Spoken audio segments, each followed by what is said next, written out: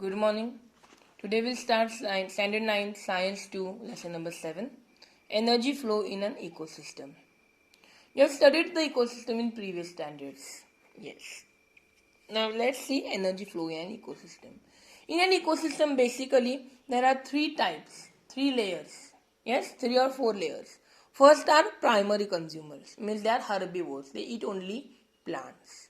Second are secondary carnivores, means they eat other animals. Third are apex or top consumers, they are also called as carnivores only. Here carnivores means in secondary frogs, owl, fox, etc. But in apex or top, tiger and lion come. Yes. And in omnivores means last step is omnivores means mixed, those who eat plants as well as animals. Yes. Next is food chain and food web. Yes, food chain and food web. Interactions go on continuously. Producers, primary consumers, secondary consumers, tertiary consumers, they interact with each other continuously. Yes, and there is definite sequence. There is definite sequence in this components, and this sequence is called as food chain. Each food chain consists of 4 or 5 or more links. An ecosystem consists of many food chains that are connected to each other. These food chains again are connected to each other. And this food connection of food chain is called as food web. This I have studied in 5th standard. Food web. Yes.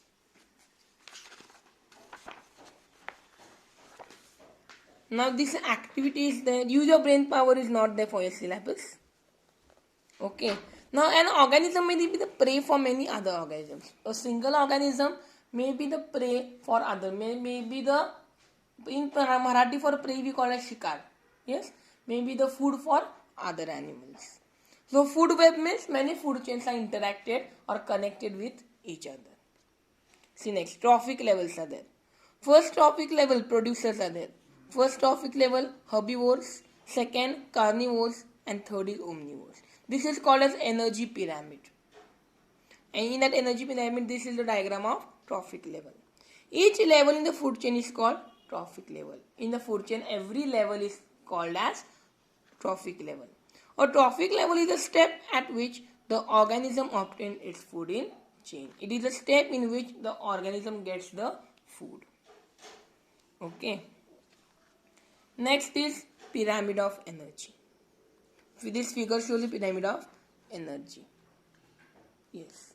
The transfer that takes place, the energy transfer at every trophic level changes. So this is called pyramid of energy, means transfer of energy at every trophic level. This pattern or this sequence of energy is called as pyramid of energy. After death of apex, that is top consumers, their energy becomes available to decomposers. The energy of that top consumers or apex consumers goes to the decomposers. The fungi and other microorganisms decompose the bodies of dead animals. They live on the dead bodies of animal, dead remains. They are called decomposers. In the process of getting the food from remains of organisms, decomposers convert them into simple carbon compounds. These further compounds are converted by decomposers into simple carbon compounds. This substance easily mixed with air, water and soil. These carbon compounds easily get mixed with the other component, that is air, water and soil. And they are incorporated, they are coming into the food chain. They are added into the food chain. The sun is the most important source of energy. For us, sun is the most important source of energy. Yes, green plants of the ecosystem store some solar energy. Green plants store some of the energy, solar energy in the form of food. So this energy is passed from one trophic level to other trophic level. And therefore it is called as one-way transport. No part of energy returns back to the sun. Sun gives the energy but no energy is returned back to the sun. So this is called as one-way transport. Only one way is there, so it is called as one-way transport. Now we will study different cycles. Okay. First is biogeochemical cycle. Though the energy flow in an ecosystem one way here. Though the energy flow is in one way only. But The flow of nutrients is cyclical, means nutrients which we need is cyclic manner. It is again continuously going, first here then here, it is going in cyclic manner. Okay, all organisms need nutrients for their growth. Everyone needs some or other nutrients for the growth. Yes, so this is biogeochemical cycle. Definition is: the cyclical flow of nutrients within an ecosystem is called biogeochemical cycle. Now there are different types of biogeochemical cycle which we have to study. There are gaseous cycle and sedimentary cycle.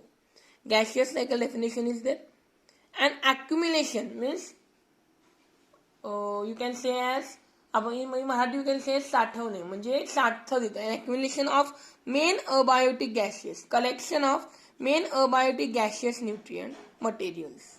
Gaseous, whatever gaseous material is there, it is collected and stored, is found in Earth's atmosphere. For sedimentary, an accumulation of main abiotic nutrient materials found in soil. Here it is found in soil and here in Earth's atmosphere. Includes nitrogen, oxygen, carbon dioxide, water vapor, etc. And here includes components like iron, calcium and phosphorus. The gaseous cycle is more speedier than sedimentary cycle. So gaseous cycle is more fast than sedimentary cycle. Next is carbon cycle. The circulation and recycling of carbon from the atmosphere to living organisms after their death back to the atmosphere is called carbon cycle.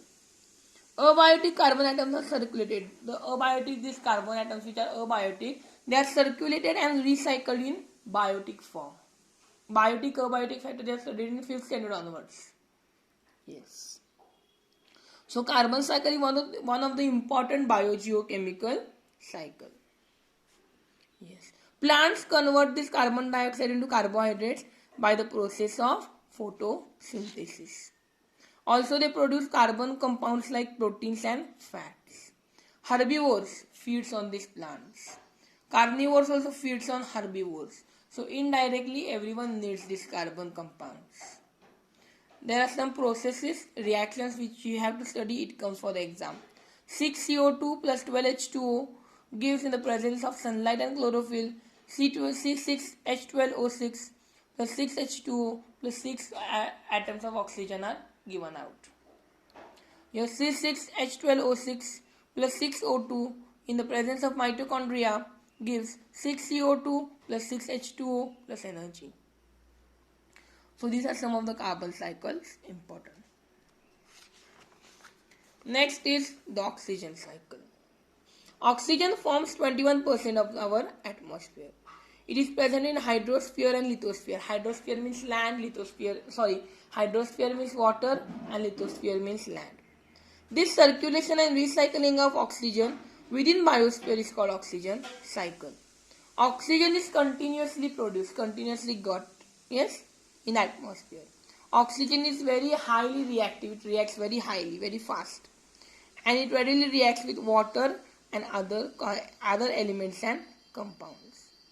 Oxygen is found in various forms like molecular oxygen, water, carbon dioxide, inorganic components, etc. Yes. Understood? It is also used for respiration, combustion, corrosion, rusting, etc. Next comes our nitrogen cycle. Last cycle is nitrogen cycle. Nitrogen forms 78%, the maximum portion of atmosphere. It is necessary for the maintenance of cycle of nature. The circulation and recycling of nitrogen gas in the form of different compounds is called nitrogen cycle. Circulation and its recycling in different compounds, in the form of different compounds in the gaseous atmosphere. It is called a nitrogen cycle. Yes? All organisms participate in this nitrogen cycle. Everyone participates, everyone takes part in this nitrogen cycle. Now what are the important processes? First is nitrogen fixation. That is conversion of nitrogen into nitrates and nitrites, compounds of nitrogen, through atmospheric, industrially and biological processes ammonification. Next is ammonification. Ammonification means release of ammonia through decomposition of dead bodies and excretory waste of organisms. Means what? Ammonia is released, and ammonia, how it is released? Through the decomposition of dead bodies and excretory waste of organisms. Next is nitrification. Conversion of ammonia into nitrite and then nitrate. In nitrification, first ammonia is converted into nitrite and then into nitrate. And last part is denitrification. Here, nitrogen compounds are converted into gaseous nitrogen. So, understood the lesson? Yes. In next video, we'll study the next chapter. Okay.